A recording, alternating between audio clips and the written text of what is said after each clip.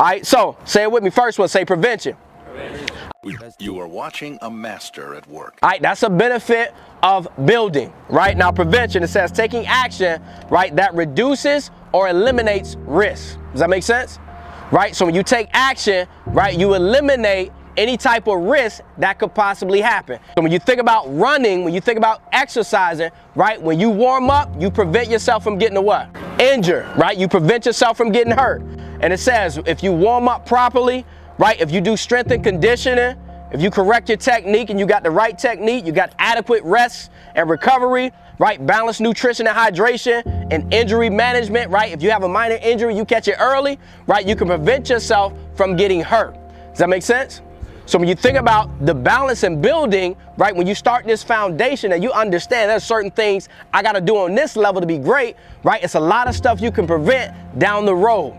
But if you guys don't take this moment serious, it's a lot of stuff that can happen and eventually end your season. Why? Because you weren't trying to build, you were just trying to work out. Does that make sense? So we got to make sure we focus on preventing. Now, did anybody out here watch the Olympics this past year in London? Anybody watch the track and field Olympics? All right, did anybody see the women's 100 meters? Anybody see who didn't run? Fraser Price, why didn't she step on the track and run in the 100 meters? What happened was she got to the gate, they didn't let her in, right? What normally happens when you get to the gate, you're trying to do what? Warm up, right? Stretch. So she understands, it's like, man, I got to warm up before I race because she's trying to prevent herself from getting what?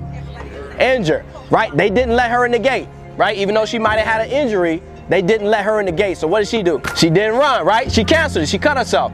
Why? Because she understands the value of prevention. Does that make sense? Right? We're at the Olympic Games, right?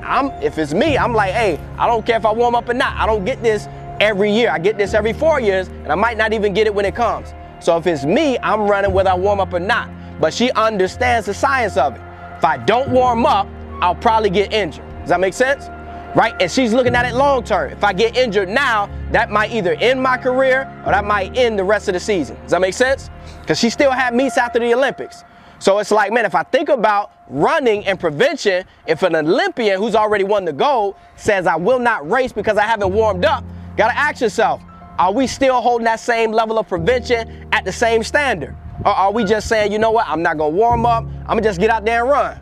And then when you get out there and run, you don't do your best. Why? Because you didn't warm yourself up. Does that make sense? And then if you didn't warm yourself up, but you do run and an injury comes, whose fault is it?